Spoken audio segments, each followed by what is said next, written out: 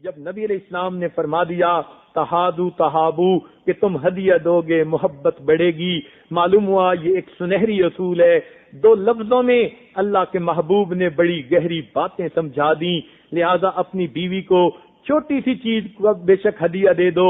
کہتے ہیں it's not the thing which count it's the thought, یہ تو سوچ کو دیکھا جاتا ہے، چیز کو نہیں دیکھا جاتا۔ آپ کی 5-10 جو ہے رینڈ کی کوئی چیز ہوگی تو اس سے کوئی اس بیوی کو غرض نہیں، غرض تو اس کو اس سے ہے کہ میرے میاں نے مجھے تحفہ اور ہدیہ لا کر دیا۔ ضروری نہیں ہوتا کہ ہر تحفہ کوئی ڈائمنڈ اور بڑا قیمتی ہو تب تحفہ بنتا ہے، نہیں، چھوٹی چھوٹی چیزیں بھی تحفہ بن جاتی ہیں۔ تو کوئی نہ کوئی چیز اپنی بیوی کو تحفہ جو ہے دیتے رہنا وقتاً فوقتاً، یہ گھر میں محبت کا سبب بن جاتا ہے۔ چنانچہ ایک آدمی نے اپنی بیوی کو جو ہے ایک مرتبہ کہیں لے کر جانا تھا جہاں زیورات پہن کے جانا مناسب نہیں تھا، محفوظ نہیں تھا۔ چنانچہ بیوی نے بھی کہا کہ ہاں مجھے زیور نہیں پہننے، خامن نے بھی کہا نہیں پہننے، بیوی نے سارے زیور اتار دیے مگر ایک لاکٹ اس نے لے کر پھر گلے میں پہن لیا، کہنے لگی یہ تو میں ضرور پہن کے جاؤں گی۔ میاں نے پوچھا کہ آخر اس کی کیا وجہ ہے؟ وہ کہنے لگی کہ آپ کو تو یاد نہیں، مجھے یاد ہے۔ اس نے کہا کیا بات؟ کہنے لگی یہ وہ لاکٹ ہے جو آپ نے مجھے شادی کی پہلی رات پہنایا تھا، میں کبھی اس کو اپنے سے جدا نہیں کرتی، سارا زیور میں دے سکتی ہوں لیکن اس لاکٹ کو میں سینے سے لگا کے رکھوں گی۔ اس لاکٹ میں محبت کا پیغام ہے جو پہلی ملاقات میں آپ نے مجھے دیا تھا۔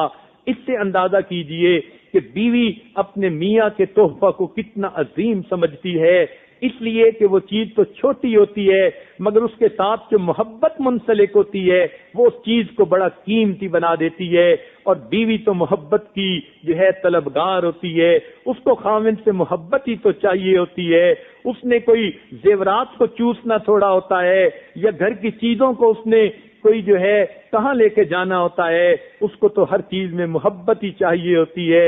اس لیے کہتے ہیں کہ زلیخا نے اس کو یوسف علیہ السلام سے ایسی محبت تھی کہ اس نے ہر چیز کا نام یوسف ہی رکھ دیا تھا، گھر کی ہر چیز کو یوسف کہہ کے پکارا کرتی تھی۔ اسی طرح بیوی کا بھی معاملہ ہوتا ہے، اس کو خاوند سے محبت ہوتی ہے، ہر چیز میں اس کو خاوند کی محبت نظر آتی ہے، لہذا اگر آپ اسے وقتاً فوقتاً کوئی ہدیہ دیں گے تو یہ ہدیہ آپس میں محبت بڑھنے کا ذریعہ بن جائے گا۔ اور ویسے بھی حدیث پاک میں فرمایا گیا سب سے بہترین صدقہ وہ ہے جو انسان اپنے بیوی اور بچوں پہ خرچ کرتا ہے۔ علماء نے لکھا کہ اگر انسان اللہ کے راستے میں خرچ کرے تو بھی اتنا ثواب نہیں جتنا بیوی کو کوئی چیز لے کر دے اس کا ثواب ملتا ہے۔ تو معلوم ہوا کہ جب صدقہ میں سے بہترین صدقہ یہ ہے کہ انسان اپنے بیوی اور بچوں پہ خرچ کرے، تو پھر معلوم ہوا کہ یہ چھوٹا سا تحفہ صرف بیوی کو ہی پسند نہیں آئے گا بلکہ پروردگار کو بھی پسند آئے گا۔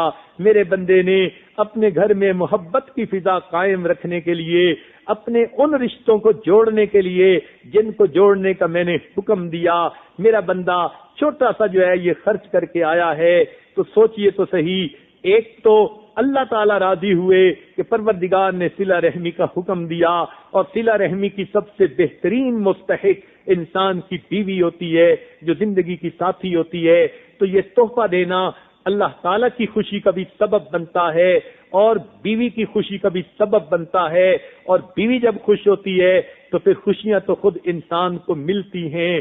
شاید دینا اتنا زیادہ نہیں ہوتا جتنا ریٹرن انسان کو زیادہ مل جاتا ہے۔